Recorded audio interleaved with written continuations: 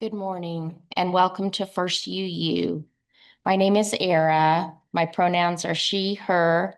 I'm a middle-aged white woman with short red hair. Whether you are with us on site or on Zoom, and whether it is your first time here or one of many times, we are glad you are with us today. We hope that you can stay for coffee or tea and conversation after the service, as well as the friendly feast. Please see your bulletin or the board in the hallway for more announcements and upcoming events. The chalice lighter in the sanctuary is Laura M. Our words for chalice lighting this morning are A Sturdy Flame by Reverend Julianne Lepp. We light this chalice with hope. A sturdy flame we nurture in these difficult times. We light this chalice with the heart of compassion for a nation divided by politics and strife. We light this chalice knowing that it will take all of us to repair this world we live in. May we find rest, compassion, and the hope that we need to nurture ourselves and each other. May this sturdy light remind us of the people that we can be and the difference we can make in the world together.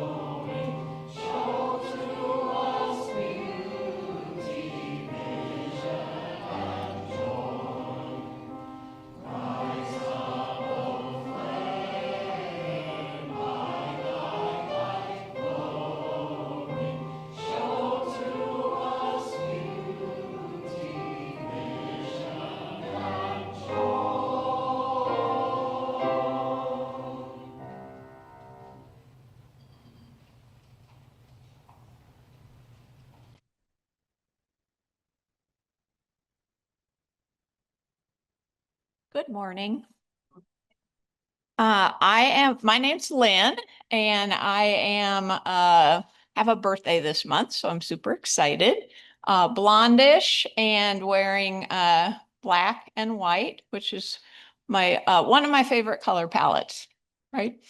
And I use she, her.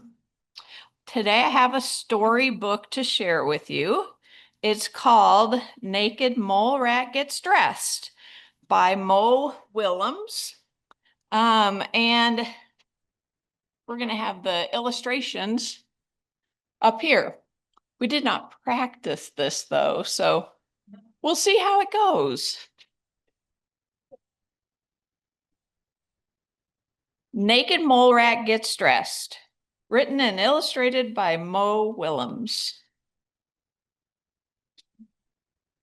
There is so much to learn about the fascinating little creatures known as naked mole rats. But for this story, you only need to know three things. They are a little bit rat, they are a little bit mole, they are all naked. Well, they were, with one exception. Wilbur, the naked mole rat who liked to get dressed. Hello. When the other naked mole rats saw him, they said, "Ew, yuck, what are you doing?" "I like clothes," replied Wilbur. "When I get dressed, I can be fancy or funny or cool, or I can just be an astronaut." When the others heard that, they said, "Ew, yuck." If you like clothes so much, then why don't you open a store or something? Naked mole rats can be very sarcastic. But Wilbur thought that was a great idea. The other naked mole rats did not.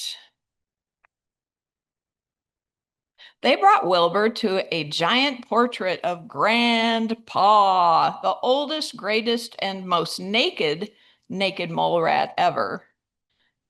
Look at that picture, they demanded. Look at his heroic face. Look at his regal bearing. Look at his total lack of clothing. Grandpa did look heroic. Grandpa did look regal, but he would also look heroic and regal in a casual shirt and some summer slacks. Ugh, said the other naked mole rats, don't you get it? Naked mole rats don't wear clothes. Why not? Asked Wilbur. Something had to be done. The naked mole rats marched right over to Grandpa and told him all about Wilbur. And then he asked why not. Grandpa was very wise. He thought seriously about everything he had heard. And then he thought some more. Finally, he said in a heroic, regal voice, "Gather the colony, I shall make a proclamation." When Wilbur heard about Grandpa's proclamation, he knew it was serious. But he had no idea what to wear. In the end, Wilbur decided to play it safe.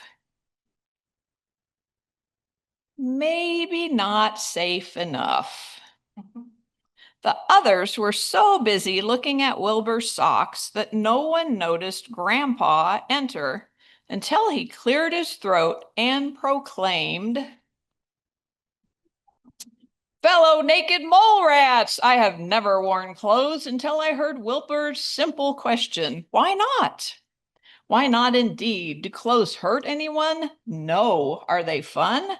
Well, they may not be for everyone, but this old naked mole rat wishes he had tried getting dressed earlier."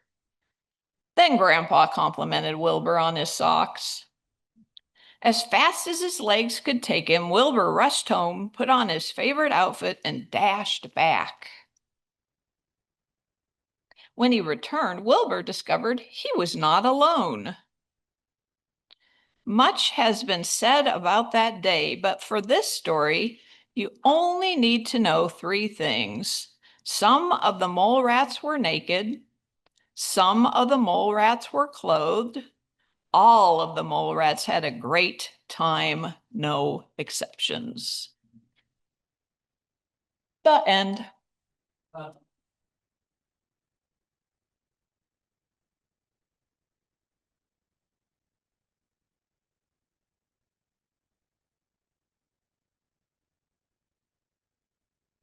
Good morning, everyone. My name's Colin. I use he, him pronouns, and I'm a guy in my 30s wearing a pink shirt, lost most of my hair, but happy to be here. I help out with the Pastoral Care Circle, among other things. And as a community, we share joys and concerns to keep connected. Slips of paper like these ones are available at the greeters table for those in the sanctuary to share their joys and concerns. During the week, you can send them to us by email at pastoralcare@springfielduu.org or by leaving us a voicemail on the church phone, 417-883-3922. And if you're on Zoom, please use the chat box now for sharing your joys and concerns. All of these will be included in the members' email on Tuesday.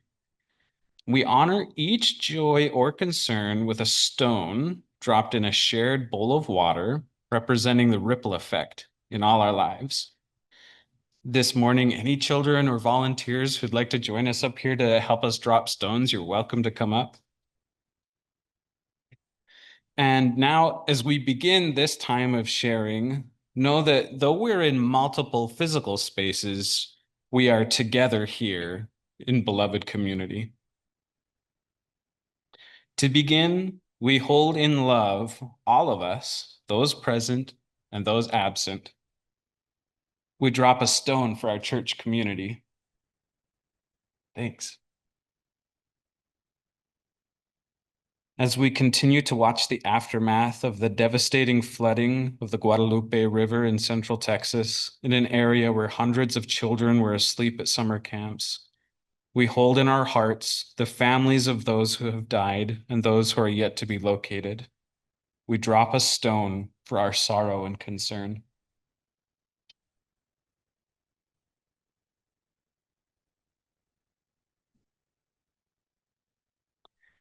Neil shares a joy, grateful that even with a few close calls, we had a safe and happy 4th of July with 90 minutes of fireworks.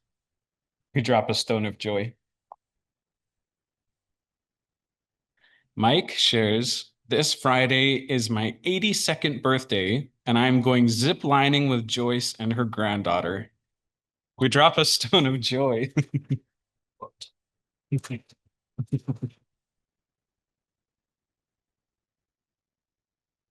uh, these are both from Mike B's, but different Mike B's. Mike shares a concern for all those affected by the flooding in Texas and a joy that they have found some survivors of the flood. We drop a stone.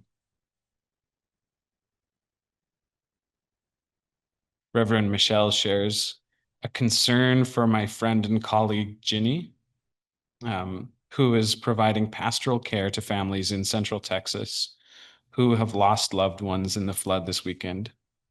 Ginny was the pastor of a church in Uvalde, where the school shooting happened there, and is struggling to provide the needed care now while holding her own trauma response at bay.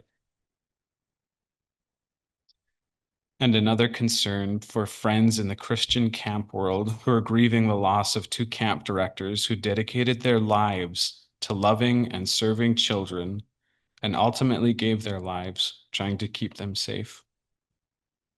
We drop a stone of deep concern and solidarity.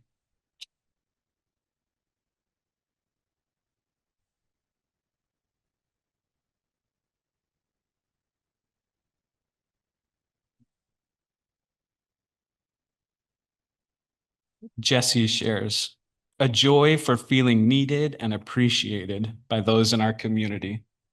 We drop a stone of joy. Thank you. From Jane, great concern for the people of Texas as they come to grips with the tragic loss of so many in the Guadalupe Valley, especially all the young people whose families wait for news of their loved ones. We drop a stone of deep concern.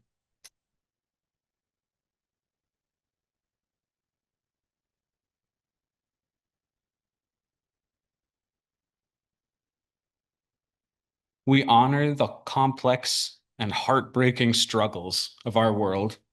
We drop a stone for all who are impacted. And in closing, for those joys and concerns that remain unspoken, we drop a stone. Thank you so much.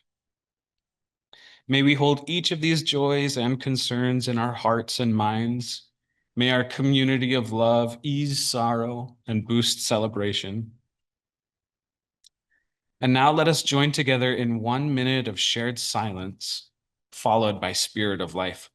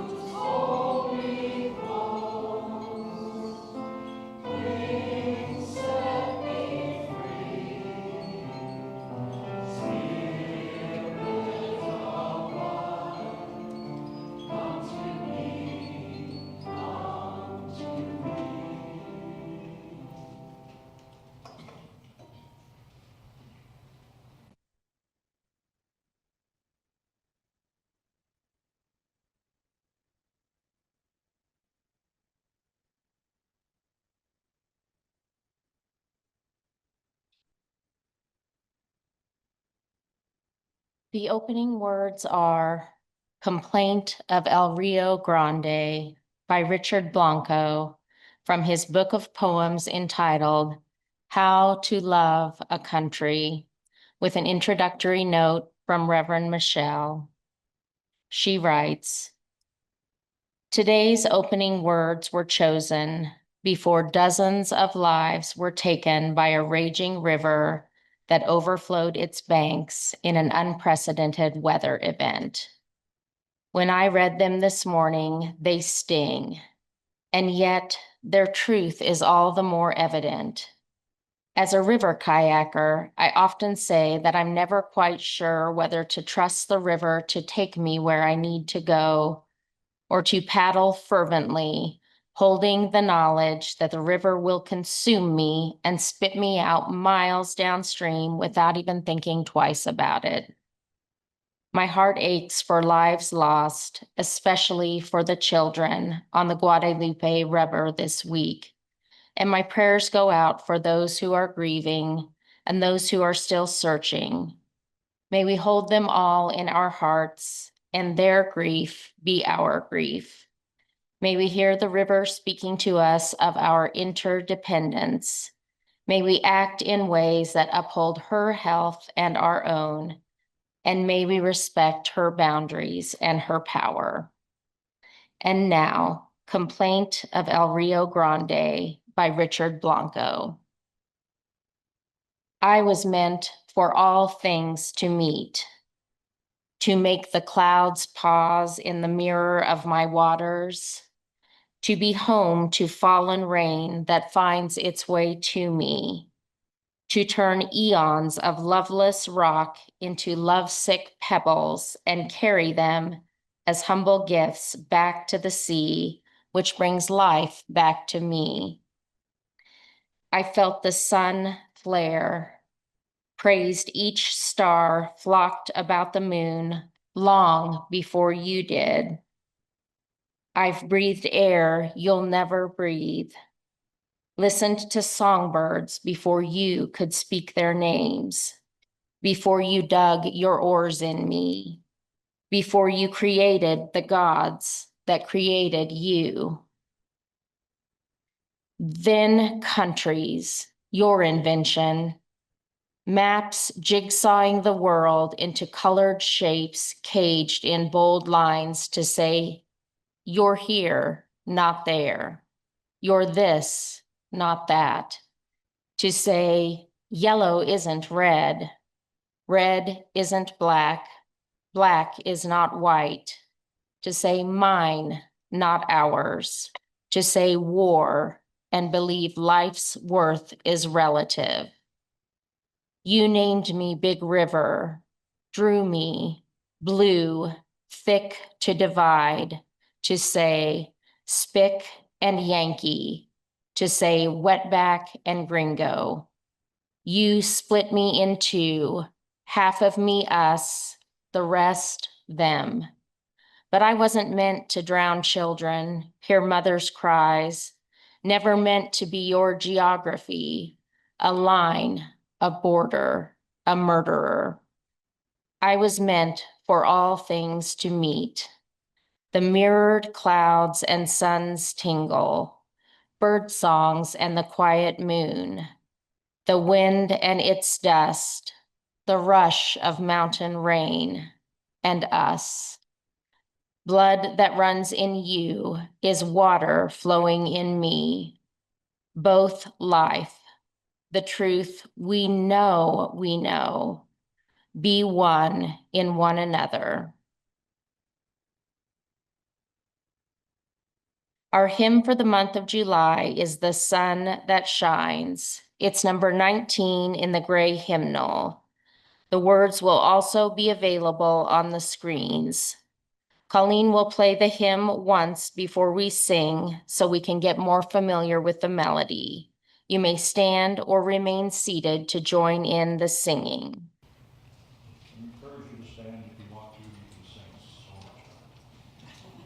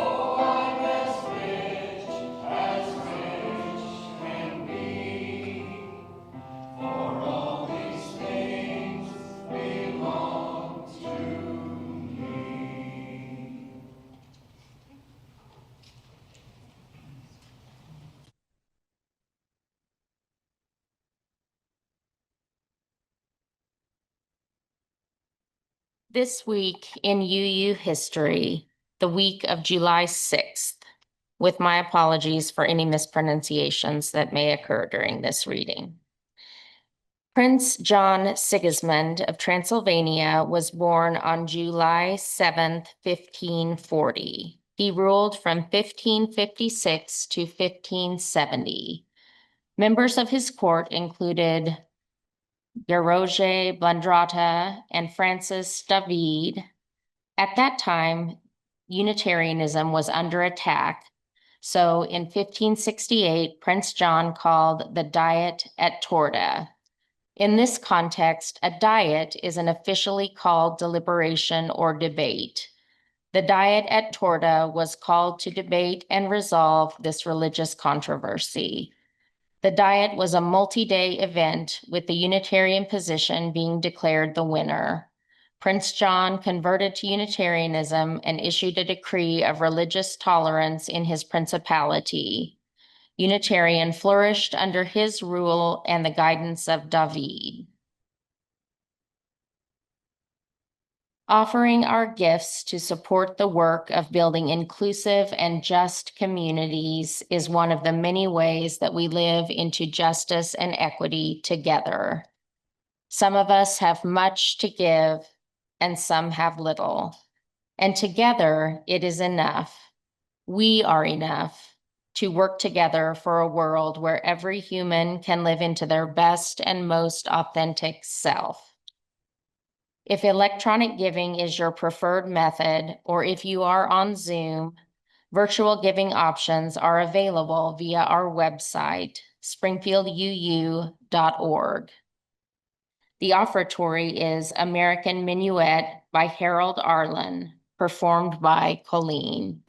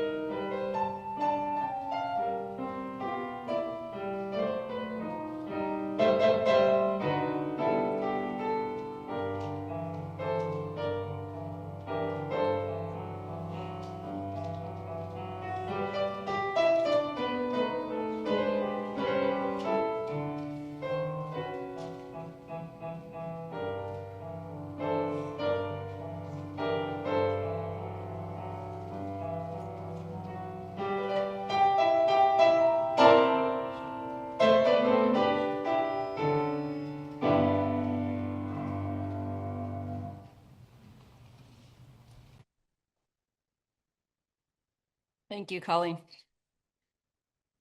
Good morning, friends. I am Reverend Michelle Scott Huffman. My pronouns are she, her. I'm the minister here at First UU. And I am a middle-aged woman with short, spiky, salt and pepper hair. Today's plaid shirt is brought to you by the colors violet and navy. A few weeks ago, I had the joy of attending the Unitarian Universalist Association's General Assembly in Baltimore. Now, I'll be honest with you, I don't know most of the hundreds of UUs that were gathered there. But even in that sea of unfamiliar faces, I felt a deep sense of belonging.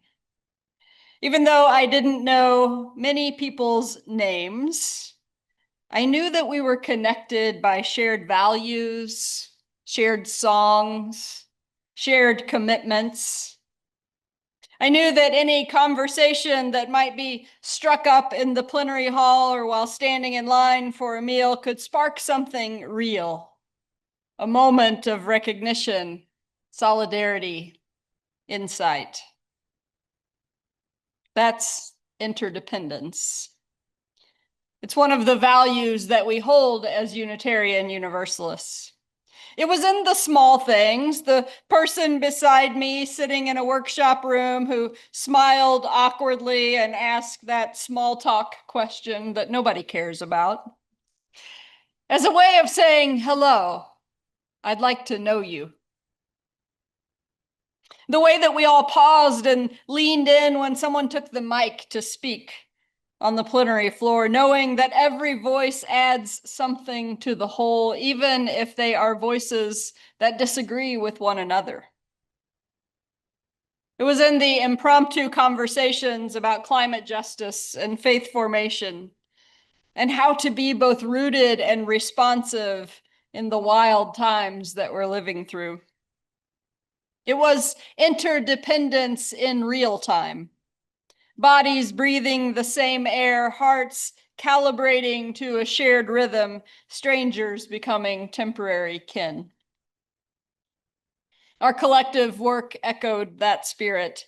General Assembly delegates, including myself and Roxanne and Dacia, elected a new co-moderator team, the Reverend Kimberly Quinn Johnson and Bill Young, who will serve our church through 2031.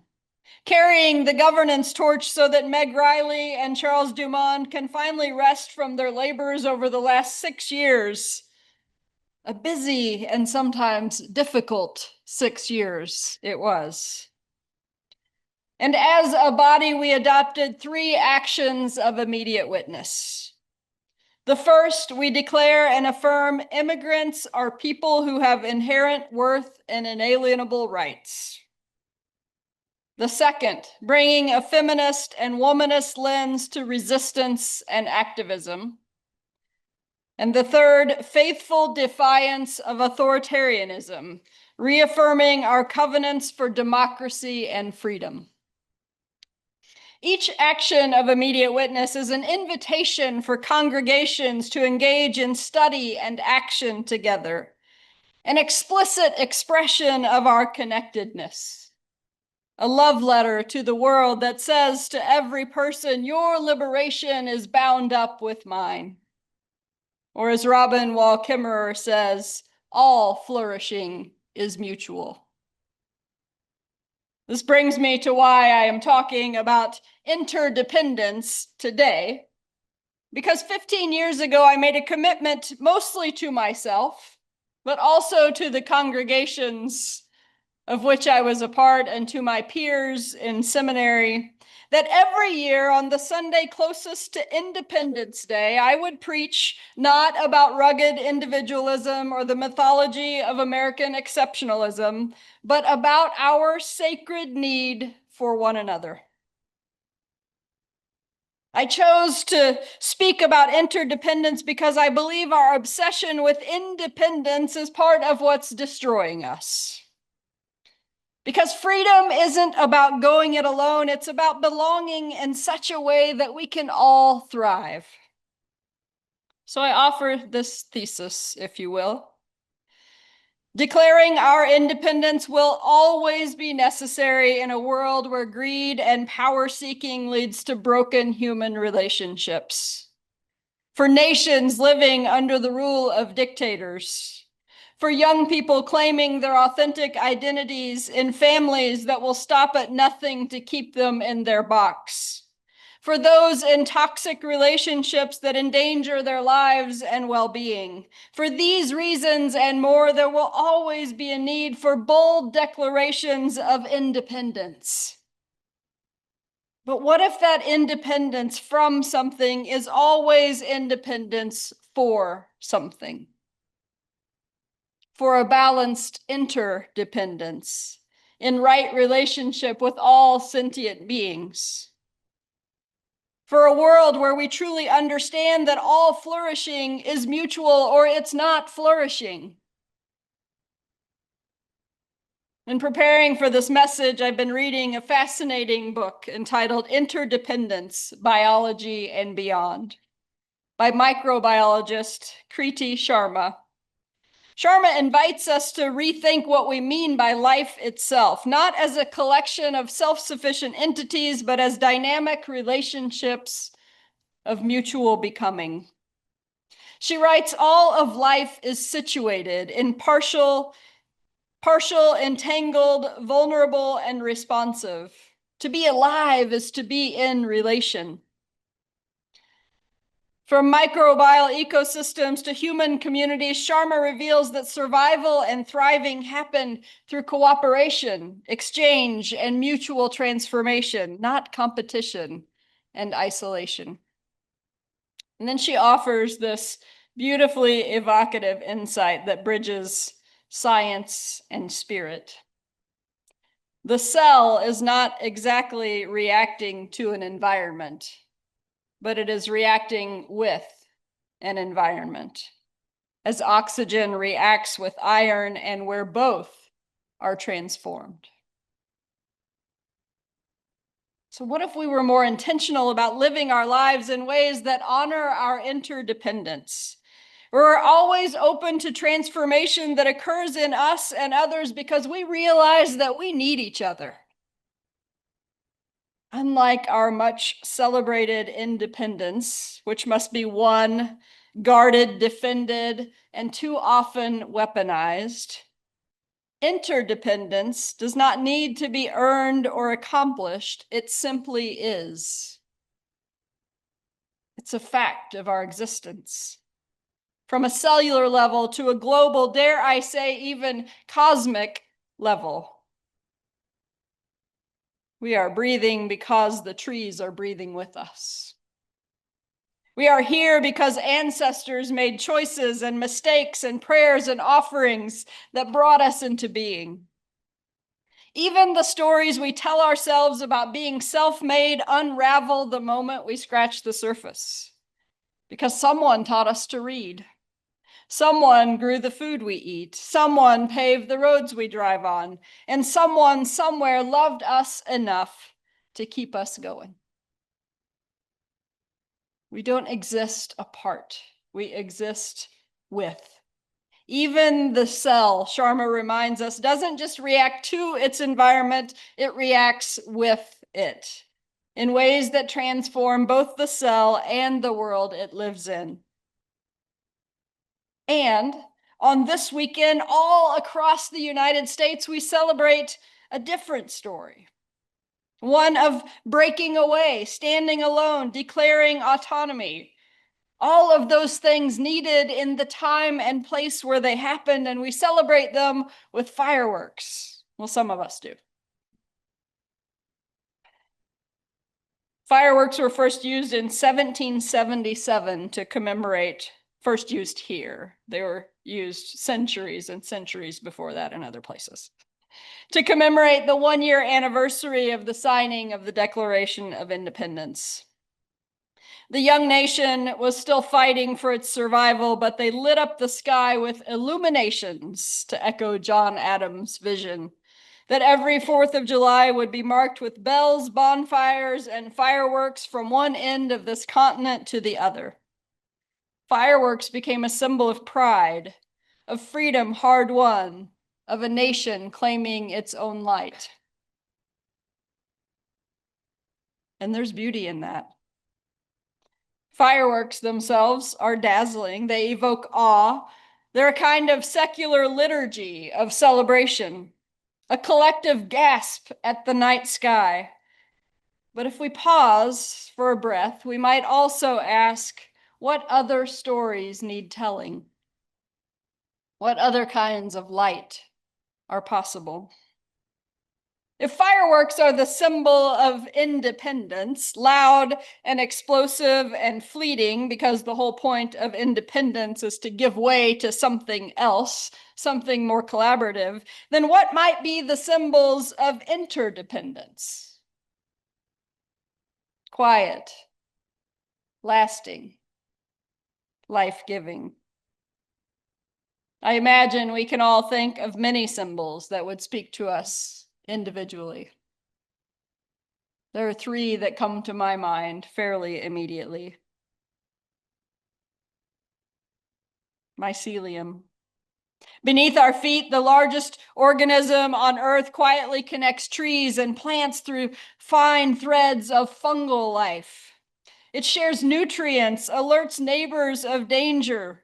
It makes room for healing and growth. Sometimes it moves underground, slowly, relationally nourishing the whole. It's a symbol of how we are all a part of a web so intricate and vital, and most of it we'll never see. A communal table, not a banquet thrown by the powerful, but a potluck, a friendly feast, where everyone brings what they can, where dishes are passed hand to hand and no one leaves hungry. A table where difference isn't something to be overcome, but something to be shared and savored. A place where connection happens, not just in conversation, but in the sacred act of feeding and being fed. In the moonlight, shared by all and claimed by none. Whether you're in the middle of the United States or as far away as you can possibly get, if you look up, the moonlight touches you just the same. It doesn't burn or bloom, it glows gently and persistently. A reminder that we are all a part of something vast, mysterious, and shared. The moon teaches us that we don't have to own something for it to be ours. We don't have to dominate it to be transformed by its beauty. And so I imagine, as a ritual or a liturgy of our interdependence, all of us running around barefoot on the earth before a potluck under moonlight. Maybe we can pretend that's what we're doing after church today. I invite you to think about what your symbols of interdependence are, to name them and to step into them in the coming weeks and months as a practice of interdependence. So this year, yes, let's enjoy fireworks and whatever other symbols of independence we can to celebrate. If they bring us joy, let's let them boom and blaze. Thank goodness for Neil's safety and everyone in Neil's family. But maybe let's also invite a question. What might it look like to light up not just the sky, but one another's lives? What might it mean to celebrate the ways we are bound together? Transforming those times when we had to be broken apart to declare independence. And bringing after that a season of interdependence. And then what might it mean to gather back here and tell the stories of what we learned? I close with some inspiration to tell those stories from poet Amanda Gorman. It's the closing stanza of her poem, In This Place, an American Lyric. There's a poem in this place, a poem in America, a poet in every American who rewrites this nation, who tells a story worthy of being told on this minnow of an earth, to breathe hope into a palimpsest of time. A poet in every American who sees that our poem penned doesn't mean our poems end. There's a place where this poem dwells. It is here, it is now, in the yellow song of dawn's bell, where we write an American lyric we are just beginning to tell. May it be so. Blessed be, and amen.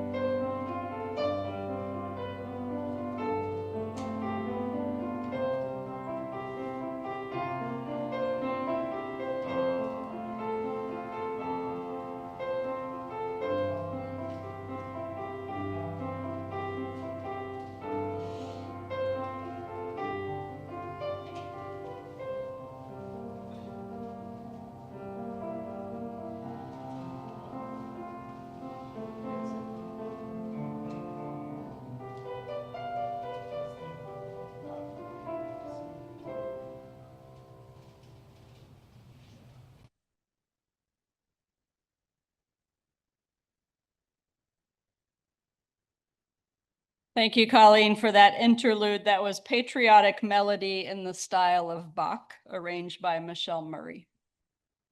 Before I share our closing words and we sing together, I want to share this. In that poem that I just read from Amanda Gorman, she used the word palimpsest. Does anybody know what that means? Mark does. Of course, Mark does. So I did not until I looked it up, and the dictionary tells me that palimpsest is a manuscript or piece of writing material on which the original writing has been effaced to make room for later writing, but of which traces remain. Just hold on to that. Our closing words are by Amy Zucker Morgenstern. As we prepare to leave this hallowed place, may our feet remember its feel, so that wherever we walk, we know ourselves to be on hallowed ground. May we know that we are kin with every soul, every star, every stone and leaf of grass. And may our words be gentle and our touch be kind.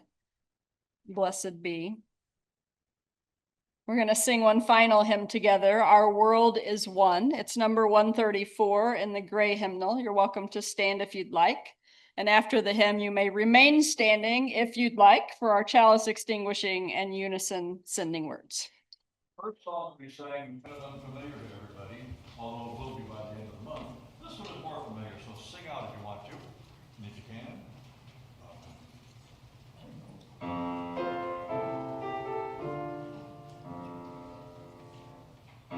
Our world is one world. What touches one affects us all. The seas that wash us round about, the clouds that cover us, the rains that fall. Our world is one world. The thoughts we think affect us all. The way we build our attitudes with love or hate we make, a bridge or wall. Our world is one world. Much ways of wealth affect us all. The way we spend, the way we share, who are the rich or poor, who stands or falls. Our world is one world, just like a ship that bears us all, where fear and greed make many homes, but where our hearts can hear a different call. One more announcement as Laura makes her way up here to extinguish our chalice. We do have friendly feasts, so please do stick around and share a meal together. I want to invite you, if you're not participating in setup, to kind of move in that direction and then down the hallway that way. Spirit in Practice is the group that is hosting today, and they would welcome strong-backed humans to help get all the tables out and the chairs set up. So if that's you, you should go that way to the closet where the tables are. And I look forward to being at table with all of you today.